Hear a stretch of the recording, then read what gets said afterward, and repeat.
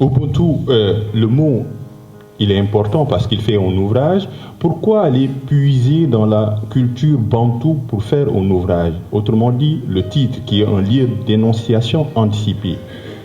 Une question annexe, quel serait le bon mot, le mot juste pour parler comme Mahali Gassama, pour le Wolof? Ubuntu serait affilié à quel nom Wolof qui serait peut-être le titre de notre ouvrage parlant un peu de ce chapitre? Alors, d'abord un peu l'histoire du devenir concept de ce mot, de la manière dont ce mot qui est, j'insiste à chaque fois, un mot tout à fait banal au départ des langues bantoues, pas seulement de la langue zoulou, mais des mots bantous, parce que il est par essence même, ce mot est essentiellement bantou. Il a la même racine que bantou, et donc on le retrouve en effet de l'Afrique du Sud jusqu'en Afrique centrale. Ceux avec qui j'en parle, les collègues qui sont des bantous, avec qui j'en parle, ont toujours des variantes pour le mot Ubuntu, etc. C'est un mot. On le trouve commenté, l'une des premières fois où on le trouve commenté dans un ouvrage de philosophie, c'est dans le livre de Alexis Kagame, le philosophe rwandais, dans le livre qu'il a écrit en 1956 et qui s'intitule « La philosophie bantou rwandaise de l'être ». Alors, si vous avez le mot bantou, qui est le pluriel de muntu, bantou c'est les humains, les hommes, et ubuntu, donc les voyelles n'ont pas, les linguistes expliqueront pourquoi les voyelles n'ont pas d'importance ici, c'est la racine tout qui est la chose la plus importante.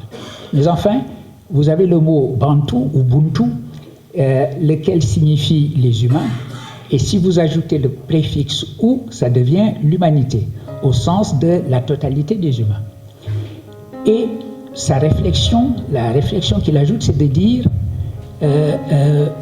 curieusement, les langues bantoues ont toutes spécialisé Ubuntu, non pas dans la signification d'une totalité des êtres humains, mais dans l'idée d'humanité au sens où on parle de se montrer humain. En revanche, quand vous avez une approche de philosophie comparée, il est tout à fait logique de voir en effet que Ubuntu, de ce point de vue-là, a dans la langue Wolof un analogue fonctionnel qui est Nité. Parce que Nité signifie aussi que Nit a la responsabilité et la tâche de devenir Nit. Pour paraphraser une phrase célèbre, on n'est pas humain, on ne naît pas humain, on le devient. Eh bien, c'est exactement la même chose et donc le rapprochement peut être facilement fait. Je l'ai fait, ce rapprochement, dans un article que j'ai écrit, un article de comparaison de Ubuntu et de Nité. Selon Détour, c'est une réponse par rapport à ce concept. Un concept, vous l'aviez dit, professeur, qui est tiraillé entre la philosophie et la politique. Est-ce que ce n'est pas le talon d'Achille de ce concept? La philosophie pense, la politique agit, et aujourd'hui elle agit mal, d'où le triomphe du nationalisme. Est-ce que c'est le mal de ce concept d'être entre le marteau politique et l'enclume de la philosophie? Il y a bien un marteau politique et l'enclume de la philosophie. Les deux devraient pouvoir aller ensemble, c'est-à-dire qu'une politique devrait pouvoir s'éclairer d'une réflexion philosophique. Il peut arriver en effet qu'on ait le sentiment que la politique, ça consiste à écarter toute considération philosophique au nom d'une part de l'urgence, au nom de l'engagement, au nom de la philosophie de l'action. Or, c'est là, au fond, où il faut toujours se souvenir qu'il n'y a aucune urgence d'agir qui vaille de mettre entre parenthèses le temps de la réflexion. Le temps de la réflexion est toujours nécessaire. Quand les urgences sont là, effectivement, il faut pouvoir savoir aussi prendre la distance philosophique que la réflexion elle-même nous impose, malgré la pression de ces urgences-là. L'idéal étant évidemment de pouvoir faire les deux. Et c'est ce qu'a fait Mandela. Mandela, dans une interview, a dit « Le mot Ubuntu signifie beaucoup de choses, Mais au bout du compte, cela signifie ceci, rendre la communauté meilleure. Rendre la communauté meilleure.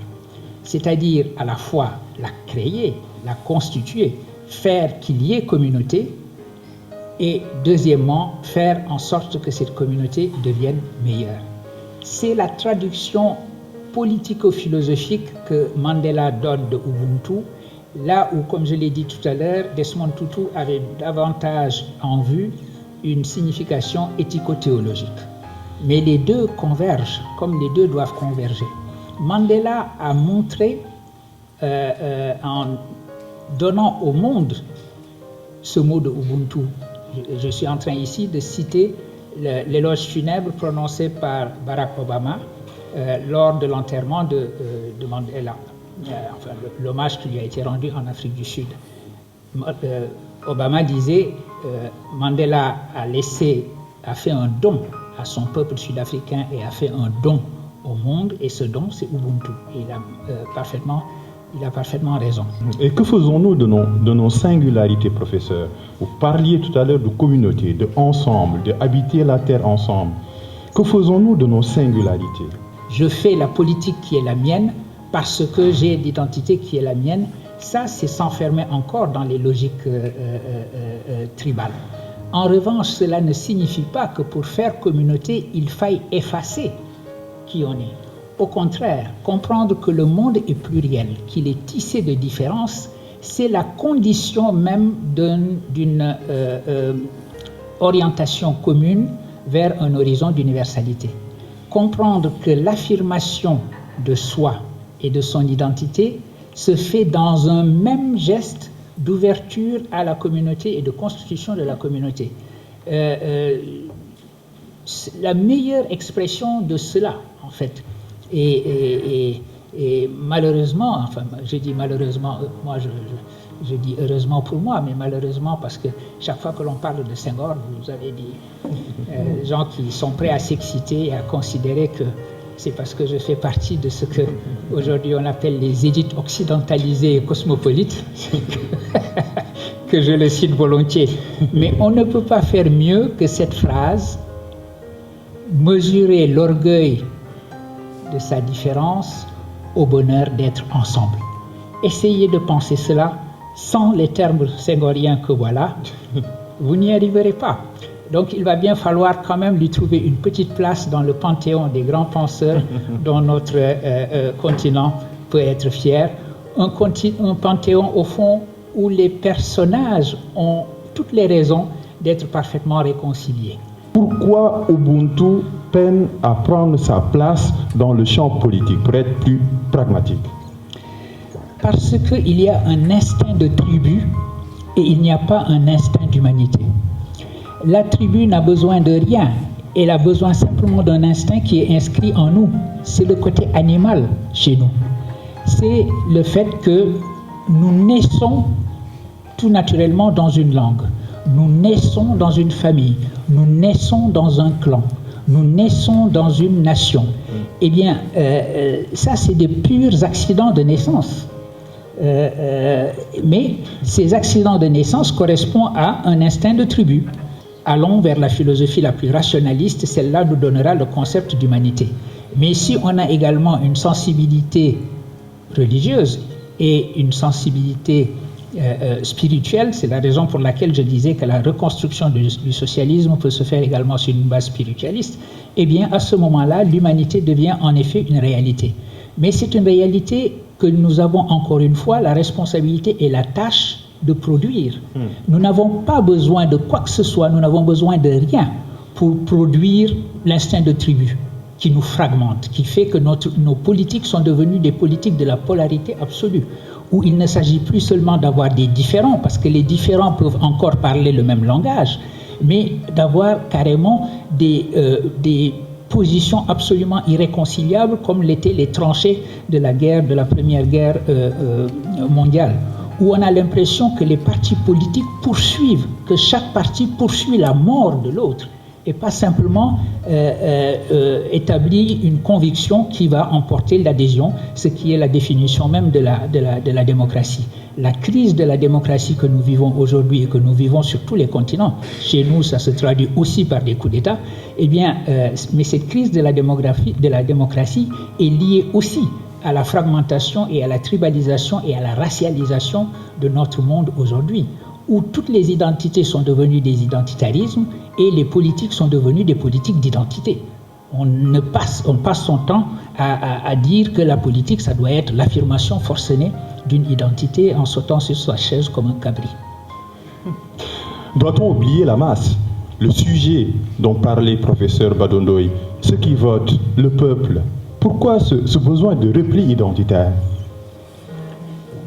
Aujourd'hui, parce que aussi c'est une attitude défensive, parce que l'émotion sur laquelle il est le plus facile d'agir, c'est la peur. Je peux contrôler la peur de l'autre, la peur que j'inflige à l'autre, en disant par exemple, faites très attention, les immigrés sont là, ils nous envahissent, il faut faire une rémigration, qui est d'ailleurs un mot, ça c'est l'euphémisme délicat des Européens qui parlent de rémigration. Les Américains parlent eux carrément de déportation. Les Européens n'osent pas parler de déportation parce que évidemment, déportation ça évoque les nazis, mais c'est bien ça que veulent les partis d'extrême droite, qui jouent tous sur la peur. Et la peur devient très facilement aussi ressentiment. Là, il y a une sorte de parenté et de communication entre la peur et la colère, le ressentiment. Cherchez-vous un bouc émissaire. Ayez très peur et cherchez-vous un bouc émissaire et n'arrêtez pas de dire que tout le malheur vient de X. Alors X, vous le construisez comme vous voulez. Et à ce moment-là, vous faites des sortes de communautés artificielles. Parce que ces communautés ne sont pas construites sur Ubuntu, sur le sentiment positif de faire humanité ensemble, mais elles sont construites sur le rejet de l'autre. C'est parce que l'autre, je le définis comme un épouvantail, que je nous constitue comme communauté. Et à ce moment-là, vous vous constituez comme une communauté purement réactive par rapport à quelque chose d'extérieur à vous. Et ça vous soude, mais ça vous soude sur la base de la peur et ça vous soude sur la base du ressentiment. Regardez beaucoup de discours politiques aujourd'hui comme ils ont besoin d'être toujours dans l'accusation de quelqu'un d'autre. Parce que, en effet, vous avez dans cette accusation permanente de quelque chose qui vous est extérieur et vous constitue comme groupe et comme communauté, mais de l'extérieur, vous avez besoin de cela, en effet, pour être communauté et avoir le sentiment que vous êtes ensemble dans une forme de résistance et dans une forme de victimisation permanente. Vous avez besoin toujours d'un fantôme. S'il n'existe plus, vous le créez. Et à ce moment, cette façon de faire communauté, qui est une façon tribale, n'est pas une communauté construite sur des bases positives. La communauté construite sur des bases positives, c'est précisément cette communauté humaine dont est porteur le concept de Ubuntu. Également, c'est ce nouvel espace public qui est le virtuel. Ubuntu, vous l'aviez dit, c'est muillé en logiciel, Ubuntu, mais c'est muté en Frankenstein sur les réseaux sociaux.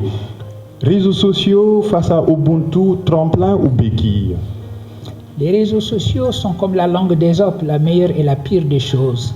La meilleure dans la mesure où les réseaux sociaux, par définition et dans leur nom même, devraient être des moyens de faire communauté, de constituer de la sociabilité, de la socialité et d'être une traduction technologique de Ubuntu.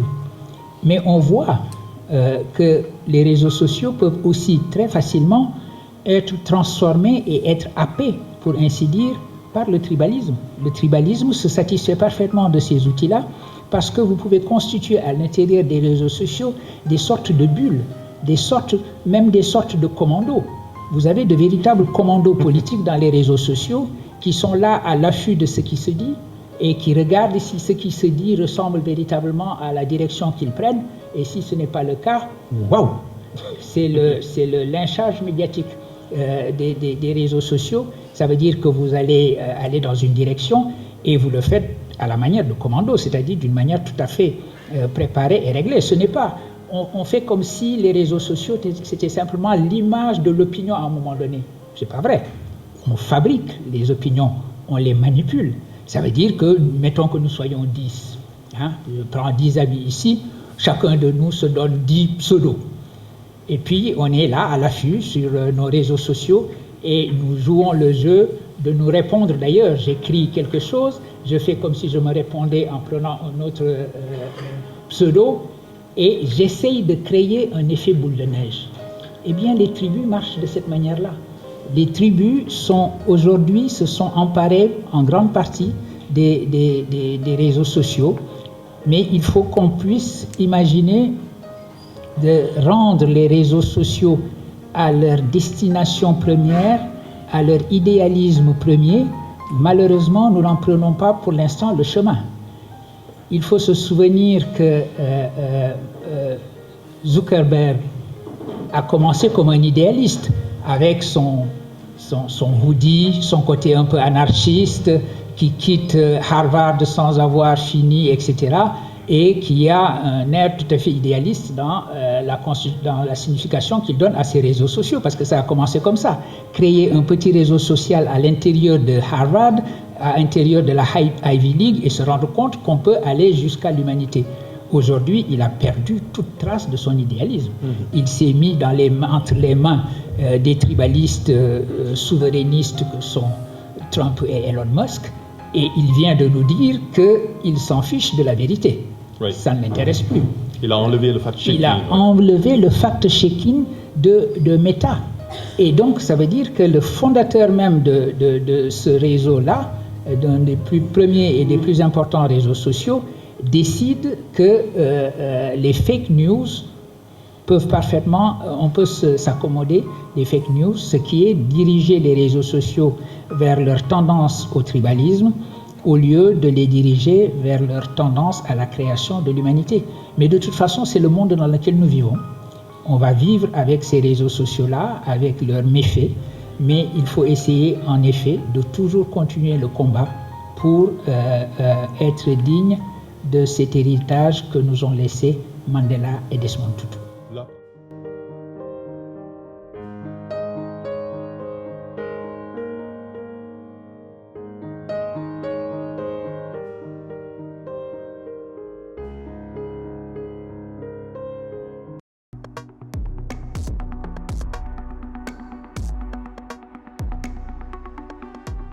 HK Média, le pari d'une information juste et utile, totalement indépendant, absolument véridique.